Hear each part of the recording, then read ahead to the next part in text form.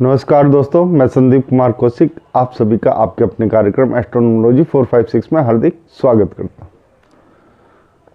दोस्तों, आज हम बात करने जा रहे हैं शनि की साढ़े साती की, और इसमें 3 चरण होते हैं। किस चरण में क्या क्या असुविधा होती है, किस चरण में लाभ मिलता है और किस प्रकार से मिलता है, इन्हीं सब बातों को लेकर आज का हमारा ये कार्यक्रम है। दोस्तों, जैसे कि आप लोगों को मालूम है कि जो शनि की साढ़े साती जो होती है वो 7.5 साल की होती है, यानी कि किसी भी राशि पर 7.5 साल तक इसका असर रहता है। तो इसमें 3 भाग होते हैं 2.5 साल के। तो अगर पहला भाग हम मान लें, दूसरा भाग मान लें और एक तीसरा, यानी कि 2.5 साल के 3 जो है चरण है। अब इसमें होता क्या है दोस्तों, पहले चरण में जब भी शनि जो है प्रवेश करते हैं किसी भी राशि में, पहले चरण में यानी कि ये जो गर्दन से ऊपर का हिस्सा है, इस पे आप लोगों के प्रभाव पड़ता है, यानी कि मानसिक रूप से आपको कमज़ोर करते हुए दिखाई देते हैं यहाँ पे शनि। यानी कि मानसिक रूप से आपकी जितनी परीक्षा ले सकते हैं वो इन 2.5 सालों में परीक्षाएं होती रहती हैं। यहाँ पे आप लोगों को जितना हो सके अपने मन को शांत रखना होता है। यहाँ पर आप लोग शिव के उपाय कर सकते हैं, राहु के उपाय कर सकते हैं, क्योंकि राहु जो है शनि का छाया ग्रह भी है। दोस्तों, हर चीज़ का तोड़ होता है कुछ ना कुछ, लेकिन कई राशियाँ ऐसी हैं जिनमें ये तोड़ काम नहीं कर पाते। फिलहाल हम उनकी बात नहीं कर रहे हैं, हम खाली शनि की जो साढ़े साती होती है उसकी जो 3 चरण चलते हैं किसी भी राशि पे, उनका क्या क्या प्रभाव होता है उसी के बारे में बात कर रहे हैं। तो पहले भाग में आपको मानसिक रूप से निर्बल किया जाता है, कमज़ोर किया जाता है, आपको तरह तरह की यातनाएं जो होती हैं वो मिलती हैं। तो इनसे बचने के कुछ साधारण से उपाय हैं। शिव की आराधना, राहु की और शनि की तो होती ही होती है। पहला चरण जब निकलता है तो दूसरे चरण में आ जाते हैं दोस्तों, क्योंकि अधिकतर जो कुंडलियों में देखा गया है कि जब शनि की साढ़े साती चलती है तो उसी दौरान अधिकांश व्यक्तियों की मृत्यु भी हो जाती है। यानी कि शनि की साढ़े साती का जो चरण होता है कई व्यक्ति पूरा नहीं कर पाते। बाल्यकाल में जो है ये पूरा हो जाता है अधिकतर लोगों का, लेकिन जवानी में या बुढ़ापे में ये काफ़ी कष्टदायक मानी जाती है। लेकिन कुछ चीज़ें ऐसी हैं जिनसे आप लोग इसमें से निकल सकते हैं, क्योंकि शनि जब व्यक्ति को पुनर्जन्म देगा तो उसकी अगर बीच में गया हुआ है छोड़ के, तो वहीं से इसकी साढ़े साती चालू हो जाती है, जिस भाव से छोड़ के गया है। यानी कि दूसरे चरण से छोड़ के गया तो दूसरे चरण से होगी। आपने देखा होगा कई बच्चे पैदा होते ही थोड़ा सा डिप्रेशन टाइप के होते हैं, पहले चरण में गए हुए। दूसरे चरण में गए हुए जो व्यक्ति होते हैं उनको शारीरिक विकार होते हैं। जैसे कि दूसरा चरण किसी व्यक्ति का चल रहा है तो उसमें होता क्या है दोस्तों, ये गर्दन से लेकर जो नीचे पेट तक का हिस्सा है वहाँ तक का, यानी कि इस दौरान आप लोगों को देखो खाने पीने की जो होती है ना एक सुविधा, एक्स्ट्रा सुविधा मिल जाना, वो मिल जाती है, जिस कारण से आप सारी जो जड़ होती है बीमारियों की, आप सबको मालूम है वो पेट से ही निकलती है। यानी कि इस समय आप आलस से भर जाते हो और किसी भी काम में आपका मन ही नहीं लगता, खाने में ही मन लगता है। ज़्यादा खाएंगे पेट निकलेगा या पेट में कुछ और चीज़ें हो जाती हैं, जिस कारण से देखो बहुत सारी ऐसी बीमारियां लग जाती हैं इस दौरान कि आदमी जो है पूरे जन्म भर उसे भुगतता रहता है। यहाँ पे जितना हो सके आपको अपने खाने पे कंट्रोल करना पड़ेगा, क्योंकि इस समय शनि जो है सबसे ज़्यादा आपको अच्छा खाना एक तरीके से देने की कोशिश करते हैं, जिससे आपका शरीर जो है वो खराब हो सके। जिस तरीके से प्रथम भाव में व्यक्ति को निर्णय लेने में अपनी कठिनाई आती है, सही निर्णय, मानसिक रूप से वो एक तरीके से क्षतिग्रस्त हो जाता है। इसी तरीके से दूसरे चरण में व्यक्ति जो है शारीरिक रूप से क्षतिग्रस्त होता है।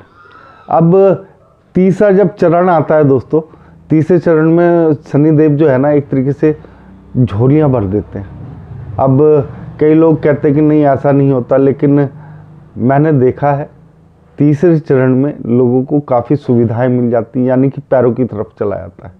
अब अगर आप लोग लाभ ना उठा पाए उस तीसरे चरण का तो आपके लिए दिक्कत है। जैसे इस समय अगर देखा जाए तो शनि यानी कि कुंभ राशि में आखिरी चरण चल रहा है जिस समय हम ये वीडियो बना रहे हैं।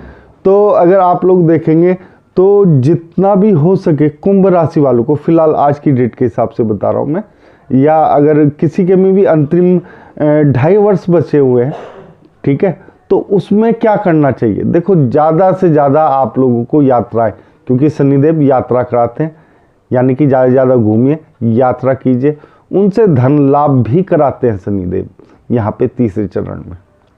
अब आप लोग ये कहेंगे कि तीसरे चरण में ऐसा क्या है।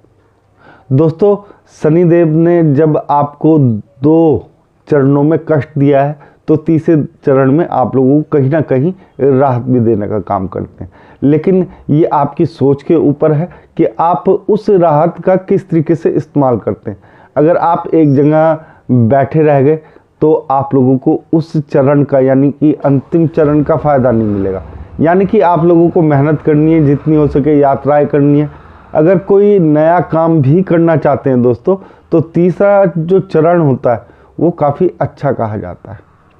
यहाँ पे मेरे अनुसार तीसरे चरण में आप लोगों को बाहर से यानी विदेशों से भी आय होती है, घर से बाहर निकलेंगे जितना उतना आपको आय में लाभ मिलेगा। यहाँ पर शनि जो है तीसरे चरण में झोलियाँ भर देते हैं लोगों की, यानी कि जितना उन्होंने तड़पाया होता है पहले और दूसरे चरण में, तीसरे चरण में उतना ही शुभ फल देने की कोशिश करते हैं।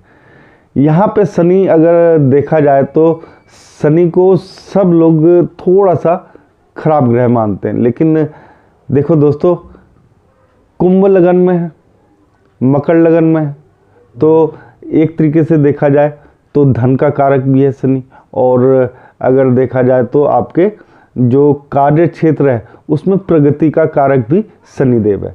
और हम कहते हैं कि शनि हमें कष्ट दे रहे हैं। दोस्तों कष्ट तो मिलता है, बिना कष्टों के कोई चीज़ हासिल नहीं होती, लेकिन अगर शनि इतना देते हैं तो कुछ सोच समझ के देते हैं।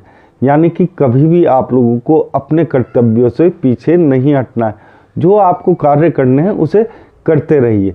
यहाँ पे आपके जो कार्य हैं वो आपको सफलता तक पहुँचा के ही रहेंगे। और शनिदेव अगर तीसरे चरण में आप शनिदेव के साथ रहते हैं, देखो पहले और दूसरे चरण में ही व्यक्ति इतने टूट जाते हैं कि तीसरा चरण कई व्यक्ति पकड़ ही नहीं पाते। मैं कई बार साढ़े सती में होने वाले उपाय भी आप लोगों को बता चुका हूँ, लेकिन कुछ ऐसे उपाय हैं जिन्हें अगर आप लोग करते हैं तीनों चरणों में तो उनसे ज़्यादा से ज़्यादा लाभ ले सकते हैं। जैसे दोस्तों जब पहला चरण चल रहा होता है शनि का, तो उसमें आपको क्या करना चाहिए जिससे आपकी जो बुद्धि है वो भ्रमित ना हो, और आप जो कार्य सोच रहे हैं, आपको जिस कार्य में सुझाव चाहिए, प्रगति चाहिए, तो उनको कैसे अपने बस में करा जाए। पहले चरण की बात कर रहा हूँ दोस्तों यहाँ पर मैं। उसका उपाय बहुत साधारण सा है। शनिवार के दिन किसी भी लोटे में आप लोगों को, खासतौर से अगर स्टील का हो या लोहे का हो तो वो ज़्यादा फायदेमंद, उसमें दूध डालकर और थोड़े से काले तिल डालकर शनिवार के दिन पीपल की जो वृक्ष होता है उसमें आप लोग अगर चढ़ाएंगे तो आप लोगों को पहले चरण में काफ़ी लाभ मिलता है। यह जब तक पहला चरण चलेगा दोस्तों आपको ये लगातार उपाय करते रहना है, क्योंकि मानसिक रूप से व्यक्ति जब कमज़ोर होता है तो बहुत सारी चीज़ें आपकी कमज़ोर हो जाती हैं। तो आप लोगों को मानसिक रूप से कमज़ोर नहीं पड़ना है। दूसरा चरण दोस्तों, दूसरे चरण का सबसे कारगर उपाय जो है वो है कि आप लोग शनि की जो शिला होती है, पत्थर होता है शनि का, उस पर आप लोगों को तेल लगाना चाहिए हर शनिवार। इससे भी आप लोगों को काफ़ी फ़ायदा है। और दूसरे चरण में एक बात ध्यान रखिएगा दोस्तों, अगर आपने शनि का उपवास नहीं करा तो कुछ नहीं करा, क्योंकि उपवास करेंगे तो ही शनि आप लोगों को बख्शेंगे। दूसरे चरण का यही मूल मंत्र है, उपवास रखो शनिवार का, उससे आप लोगों को काफ़ी फायदा होगा। अब बात करते हैं दोस्तों तीसरे चरण की, जो सबसे अच्छा होता है और आप इसमें ज़्यादा से ज़्यादा लाभ भी कमा सकते हैं। वो किस प्रकार से दोस्तों यहाँ पे शनि यात्राएं कराता है, पैसे देता है, सब कुछ करता है, लेकिन आप लोगों के सामने वो चीज़ें होते हुए भी आप लोग उन चीज़ों को नहीं देख पाते हैं। तो उसके लिए दोस्तों एक बहुत ही साधारण उपाय है जो मैं कई बार बता भी चुका हूँ और आज फिर बता रहा हूँ। वो उपाय है दोस्तों, कभी भी जब शनि का तीसरा चरण चले तो शनि देव की जो मूर्ति होती है उसके पैरों के जो अंगूठे से लेकर जो सबसे छोटी उंगली होती है वहाँ तक जो नाखून होते हैं उन पे तेल लगाना है, या सबसे छोटी उंगली पर धार बनाकर थोड़ा सा तेल डालना है। शनिवार के दिन का उपाय है दोस्तों ये। और साथ ही साथ खुद के अंगूठे से लेकर छोटे जितनी भी उंगलियां हैं पैरों की, सबके नाखूनों पर अगर आप लोग तेल लगाकर डेली निकलेंगे तो इससे आप लोगों की उन्नति जो है, उन्नति के जो मार्ग हैं वो शनिदेव खोल देंगे और दिल भर कर आप लोगों को एक तरीके से ऊंचाइयों पे पहुंचाने की कोशिश करते हैं यहाँ पर। दोस्तों शनि की जो 7.5 होती है वो इतनी बुरी भी नहीं होती है अगर ये छोटे छोटे उपाय किए जाए। हालांकि कुछ लोगों के लिए बुरी होती है, कुछ राशियों के लिए बुरी होती है, लेकिन हमने आज हर राशि के लिए वो उपाय बताए हैं, उस चीज़ के बारे में समझाया है कि शनि किस प्रकार से कार्य करते हैं तीनों चरणों में। दोस्तों अगर आप लोगों को हमारा ये कार्यक्रम पसंद आया तो कमेंट बॉक्स में जय श्री राम जरूर लिखें और आप सभी मित्रों को भी हमारा जय श्री राम।